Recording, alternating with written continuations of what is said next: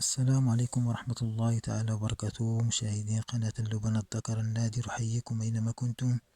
اليوم إن شاء الله نشارك معكم هذا الفيديو جديد ونتكلم فيه إن شاء الله على فوائد هذا الحجر وأضرار أيضا هذا الحجر. لأول مرة نتكلم عن أضرار هذا الحجر لأنه فيه أيضا فوائد.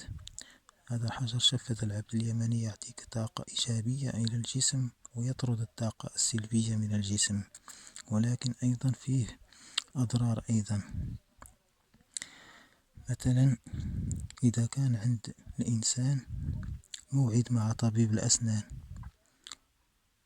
ويملك هذا الختم، أنصح هذا الإنسان لا يلبس هذا الختم ويذهب إلى طبيب الأسنان لكي يزيل بعض الأسنان أو الضرسة، لأن هذا ما قمت به أنا سابقا.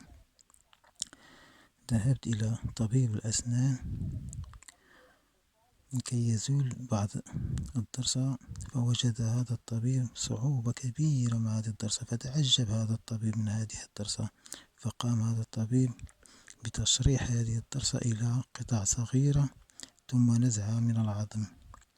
فتعجب هذا الطبيب ولم أكن أعلم ما الذي يحدث معي، حتى بعد مرور تقريبا 4 سنوات فاكتشفت بأن هذا الحجر لديه طاقة قوية مع الأسنان. هذا الحجر يشد العظم مع الأسنان، فيه طاقة قوية جدا هذا الحجر. البعض يسمع هذا الكلام فيتعجب، يقول ماذا يقول هذا الإنسان، لكنها الحقيقة. هذا الحجر أنصح كل شخص يمتلك شفة العبد اليمني ولديه موعد مع طبيب الأسنان، أنصحه ألا يلبس هذا الختم ويذهب إلى طبيب الأسنان، لأنه سيكون في ورطة. هذا الختم جميل جدا، حجر شفة العبد اليمني، لكن أنصح أي شخص إذا كان عنده موعد مع طبيب الأسنان أنصحه لا يلبس هذا الختم. شفة العبد اليمني معروف بهذه الطريقة.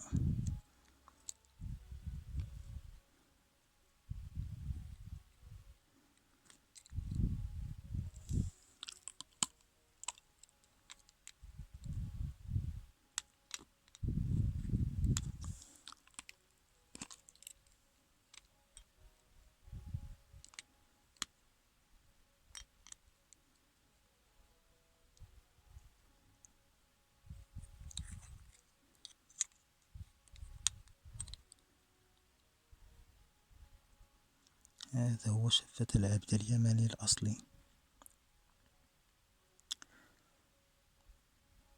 أنصح كل شخص يمتلك مثل هذا الحجر لا يلبس هذا الحجر وهو ذاهب إلى طبيب الأسنان.